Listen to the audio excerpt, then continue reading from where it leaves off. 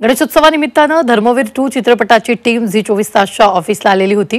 गणेशोत्सवाच्या आठवणी आणि बालपणीचे किस्से यावेळी धर्मवीर 2 टीमने सांगितलेले आहेत। तर धर्मवीर 2 चित्रपटाच्या टीमसोबत संवाद साधला आमच्या प्रतिनिधी दीक्षा पाटील यांनी।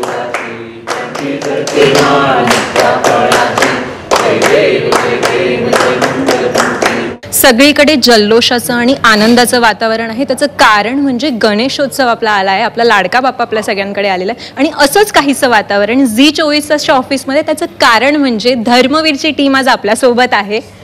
ते आपल्या बाप्पाच्या दर्शनासाठी आले आहेत आणि त्यांच्याशी आपण त्यांच्या गणेशोत्सवाच्या आठवणी आणि त्यांचे काही बालपणीचे किस्से वगैरे जाणून घेणार आहोत। सगळ्यात आधी तुम्हाला सगळ्यांना गणेशोत्सवाच्या खूप खूप शुभेच्छा। गणपती बाप्पा मोरया। सुरुवात गणेशोत्सव म्हटल्यावर उत्साह, जल्लोष, आनंद आणि वर्षभराची जी आपण वाट पाहत असतो ती असते। तुमचा सगळ्यांचा उत्साह कसा असतो आणि तुमचा जल्लोष आणि तुमची आतुरता कशी असते त्याविषयी सांगा। अरे प्रचंड, म्हणजे उत्साह तर असतोच। लहानपणापासून पुण्यात वाढलोय त्यामुळे एक अत्यंत सांस्कृतिक ठेवा जतन करणारा गणेशोत्सव पाहत आलोय लहानपणापासून आणि मुंबईत आल्यानंतर एक भव्य त्याच गणेशोत्सवाचं वेगळं स्वरूप गेली कित्येक वर्ष पाहतोय। त्यामुळे या 10 दिवसांची आतुरता तर असतेच। आपण असं म्हणतो ना की आठवणी या नेहमी वाढत असतात, त्याच्यात भर होत असते। गणेशोत्सवाच्या बालपणापासून अनेक आठवणी असतात। लक्षात राहिलेली तुमच्या सगळ्यांची एक एक आठवण? माझी आठवण म्हणजे एकदा मी आणि पिट्या, सगळ्यांना आमची मैत्री माहितीच आहे अगदी। आम्ही जन्मलोयच एकाच ठिकाणी।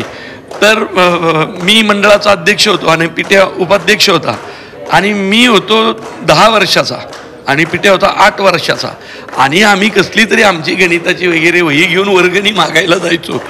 तर आमची वर्गणी तेव्हा काय रे 1 रुपया 50 पैसे 2 रुपये अशी मिळायची। तर एक दिवस मी आणि पिट्या म्हणजे आमचा गणपती बसायचा पौड फाट्याला, आत्ता जिथं दशभुजा गणपती आहे तिथं आमचं एक छोटंसं मंडळ होतं, आम्हीच सुरू केलं दोघांनी। त्याची वर्गणी मागत मागत आम्ही दोघं चांदणी चौकात गेलो होतो। तर नंतर आम्हाला हे सांगता येईना आम्ही कुठल्या चौकातून आलो आणि का इथपर्यंत। पण त्या दरम्यानच्या प्रवासात म्हणजे पौड फाटा ते चांदणी चौक आमची 20 रुपये वर्गणी झाली होती त्या काळात। त्यामुळं अशा आमच्या गणपतीतल्या आठवणी खूप सुंदर आहे। त्यामुळे माझ्या सिनेमात शक्यतो गणेशोत्सव असतो। मुळशी पॅटर्न मध्ये पण मी खूप सुंदररित्या तो गणेशोत्सव घेतला होता। धर्मवीर 1 आणि धर्मवीर 2 या दोन्ही भागांमध्ये सुद्धा गणेशोत्सव आहे। गणपती म्हटलं की त्याच्यासोबत एक असते की एक आवड आपली असते की ओ माय गॉड गणपती येणार। तो काय असतं त्याच्यात?